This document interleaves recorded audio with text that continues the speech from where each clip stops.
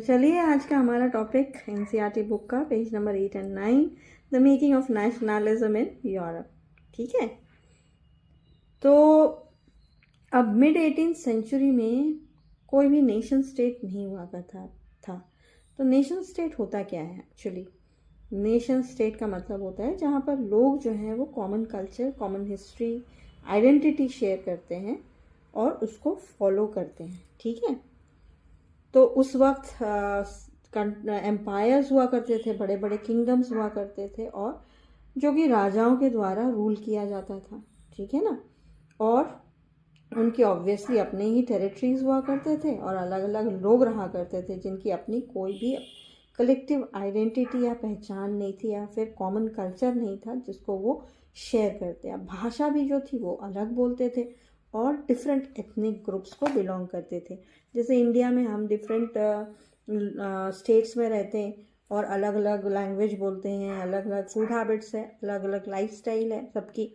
तो उसी तरह से उस वक्त भी ऐसे ही हुआ करता था, लोग में कॉमन आइडेंटिटी या कॉमन कल्चर शेयर नहीं हुआ था। ठीक है, उस वक्त और मोनार्कियल फॉर्म ऑफ गवर्नमेंट जो था उस वक्त एग्जिस्ट कर रहा था।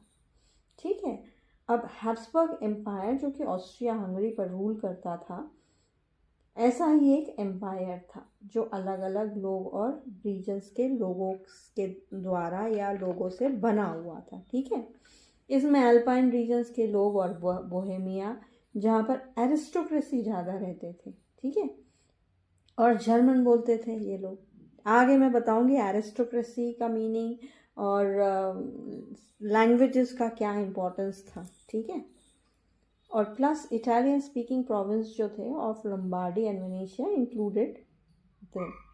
इसी तरह से अलग अलग रीजन्स में अलग अलग लोग रहते जिसकी वजह से कॉमन आइडेंटिटी या कॉमन कल्चर या पॉलिटिकल वननेस जो थी वो शेयर नहीं हो पाती थी।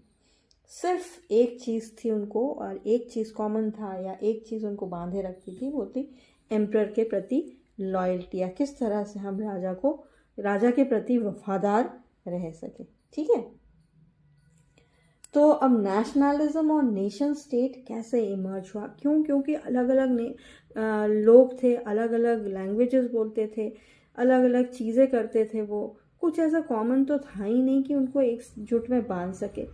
अब मोटो एक ही था कि भाई हमें फ्रीडम चाहिए। ठीक है, हमने पिछले पैराग्राफ में ऑलरेडी पढ़ चुके हैं। तो अब ये चीज़ आई कहाँ से उनमें कि वननेस या नेशनलिज्म कैसे इमर्ज